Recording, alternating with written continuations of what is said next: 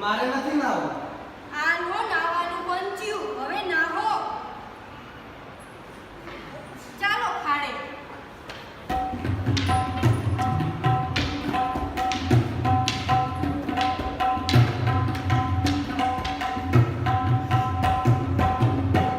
આ ઊનું પાણી છે, નાજવા નથી. ગંગે ચ યમુને ચૈવ ગોદાવરી સરસ્વતી નર્મદે સિંધુ કાવેરી જલેસ્મિન સન્નિધિં કુરુ. હર હર ગંગે હર હર ગંગે. થુ થુ થુ થુ. અરે અરે આ શું કર્યું? કેમ શું છે? થુ થુ. એ મેલા આલારું એમાં તો ભેંસનું મૂત્ર હતું, ભેંસનું. ઉજળું હાલવું તો બાજુમાં છે. તમે પારકાના દૂધ ન જાણો એટલે હસો છો. કેમ કરું? અમે જાણા વગર નથી કર્યું. થુ. જીવરામ ભટ્ટ દેખતા નથી એ તમે જાણશો નહીં.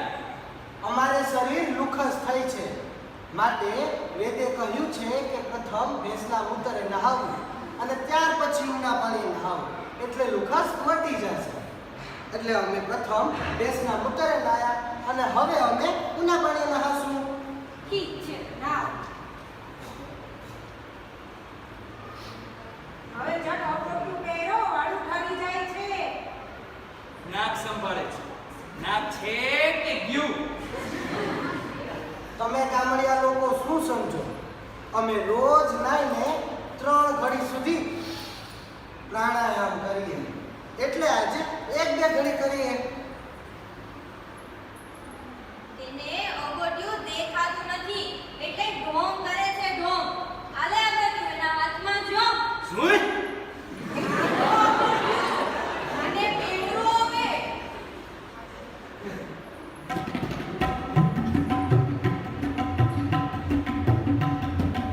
હવે ઊભા છો? આટલા ઉપર બેસો. અમે અમારા વિચારમાં ઊભા છીએ, અમસ્તા નથી ઊભા. એવા દેશો વિચાર. વિચાર ઓલા ભવના નસીબનો. સોતે શું? અમારા હવરાને પૂછો ને. હવે તમારા હહરાને હું પૂછું, તમે જ કહો ને. એમણે અમને 10 રૂપિયાની પાઘડી આપવાનું કહ્યું હતું. તે આપો તો જમવા બેસીએ, બાકી અમારે નથી જમવું. ટોપડો હવે અત્યારે 10 રૂપિયાની પાકડી ક્યાંથી આપીશું? સવારે આપીશું. ના રે ના, મારે તો અત્યારે જ જોઈએ. સવારે કોણ આપે? શું અમારે 10 રૂપિયાની પાકડી લેવાની સાહુકારી નથી કે? એ તો બધી સંસારની રીત છે. નાણાવટીયાઓ હજારો રૂપિયા ધીરતા હોય તેને પણ જમાય 5 રૂપિયા વાસ્તે જમાન માગે. હવે તેને પાટલા પર બેસાડ, પાટલા પર. ચાલો આટલે બેસો. ના, મારે નથી જમવું. ના ના ના, મારે નથી જમવું. ના ના ના ના, મારે નથી જમવું.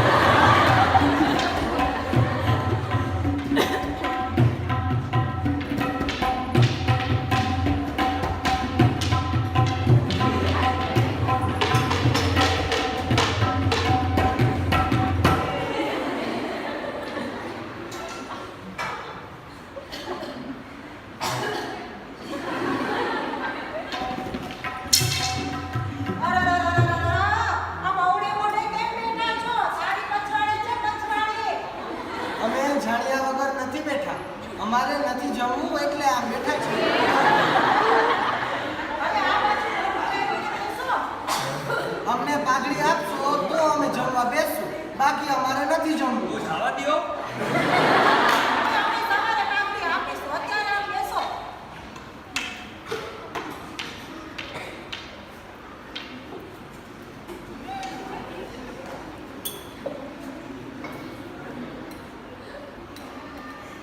આ લાપસી હટલી કે વધારે આપું? આટલી બસ છે. વાહ વાહ, જીવરામ ભટ્ટ દેખતા નથી.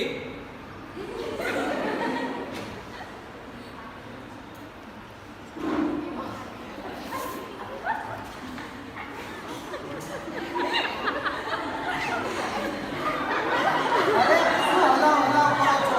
હમણાં ઠરી જશે.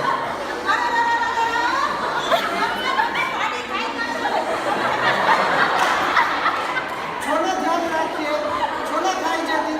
અમારે નથી જમવું એટલે ધ્યાન નથી રાખવું. સસરાના ઘરનું છોકરું અને વાછડું. તો ઘરમાં આવી અને ખાવા માંડે તો એને ભગાડી મુકાય કે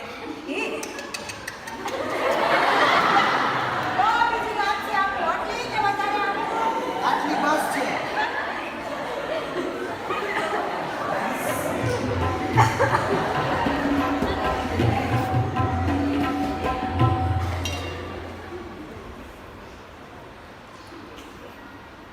વળી પછી ખાવાની લે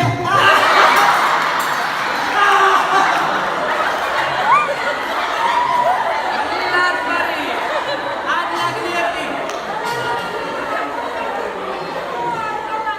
મારા દાદા આજ પાડી નાખ્યો. તું તું તું ભલી લાપ શીખવડાવી. આગ લાગની હતી. આગ લાગની. અરે આવડા ઘરડા થયા તોય પીરસતા નથી આવડતું. આટલું ઘી પીરસાય આ કોણ ખાય હવે? આવડી લાજ શા વાસ્તે મારી? અમારો સ્વભાવ આકરો. આમ આટલો ઘીનો પગાર થાય એ અમારાથી ન ખવાય એટલે લાત મરાઈ ગઈ. હવે જમો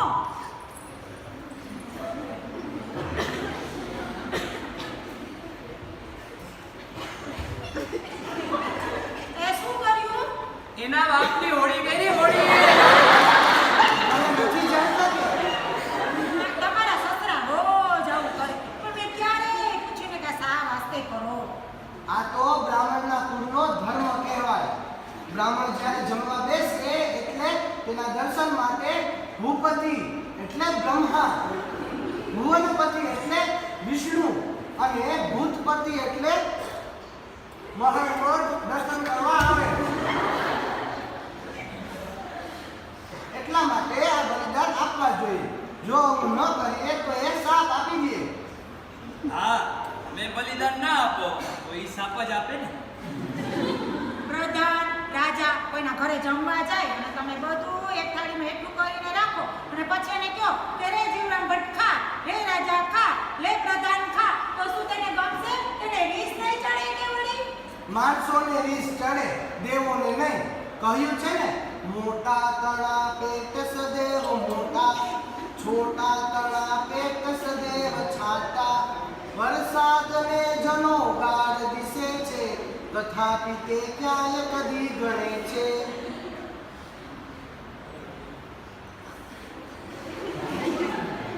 એ વળી શું?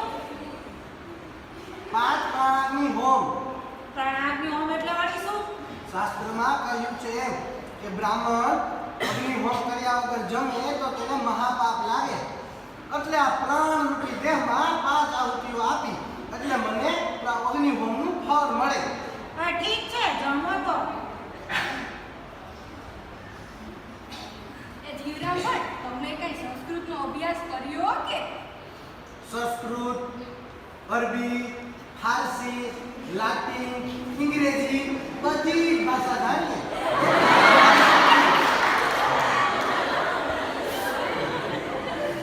વાહ, મિથ્યાભિમાની તો પહેલેથી જ જ્ઞાની હોય ને. એ તો માના પેટમાંથી જ બધું શીખીને આવ્યા છો. તમે વિદ્યા કોની પાસે ભણ્યા હતા? અમે અમારી મેળે ભણી છે, કોઈને ગુરુ નથી કર્યા.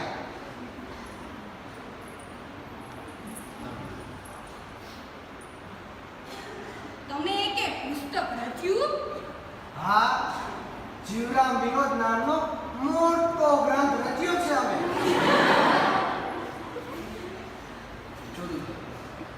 પોતે કઈ રેચ્યું નથી, બીજાનું નામ ગાલી દીધું હશે. ચાલો સંસ્કૃતના શ્લોકનો અર્થ કરશો? હવે સાને ના કરીએ? શું અમે નથી જાણતા? રામો લક્ષ્મણા મ બ્રવતિ અર્થ કરો જોઈએ. રામો લક્ષ્મણ મબ્રવીત. તો ટૂંકો છે કેમ કે એ થોડો છે. કાંઈ કઠણ જ નથી. રામો એટલે રામ, લક્ષ્મણ એટલે લક્ષ્મણ અને મબ્રવી એટલે સીતા. સાચી જાણીએ કે મગરવી એટલે સીતા જ. રામ અને લક્ષ્મણની જોડી હારે સીતા જ મબ્રવી હોય, બીજું કંઈ ન હોય. અક્ષરથી જાણીએ તો હવે પછી તો વધ્યો તેનો શું અર્થ થાય? તો એટલે હનુમાન. ઈ સાચી જાણીએ કે તો એટલે હનુમાન જ હોય. તનો પગ લંગડો છે ને? વાહ શાસ્ત્રી બાવા વાહ, આવો શાસ્ત્રી બાવો તો કાશીમાય નહીં હોય કાશીમાય. તમે અંગ્રેજીનો અર્થ કરશો ખરા?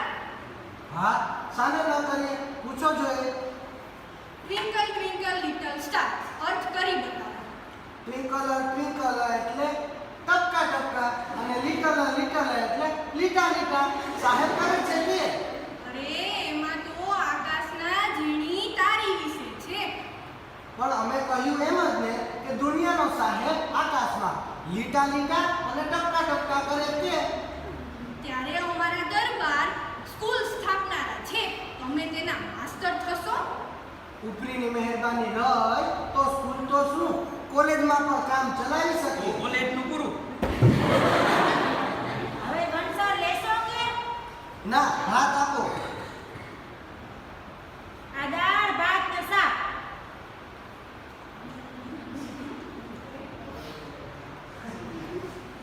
આ ગયા ચોમાસામાં અહીંયા વરસાદ કેવો હતો? હવે જઈને ઓલી શેતરંજી ઉપર બેઠો, લુગડા પહેરો લુગડા. આ તો કેટલા દાડા પછી આપણે અહીંયા ભેગા થયા છે એટલા માટે પેટ ભરીને વાતો કરવી છે. અરે કંટાળા. હવે વાતો કરશો કાન દહાડે. અને તમે સોમનાથ ભટ્ટની વહુના શ્રીમતમાં અમને કંકોત્રી ન લખી એટલે મને ધોખો લાગ્યો છે. હવે અઘરાણી થશે એટલે તને ચોક્કસ કંકોત્રી આપશું.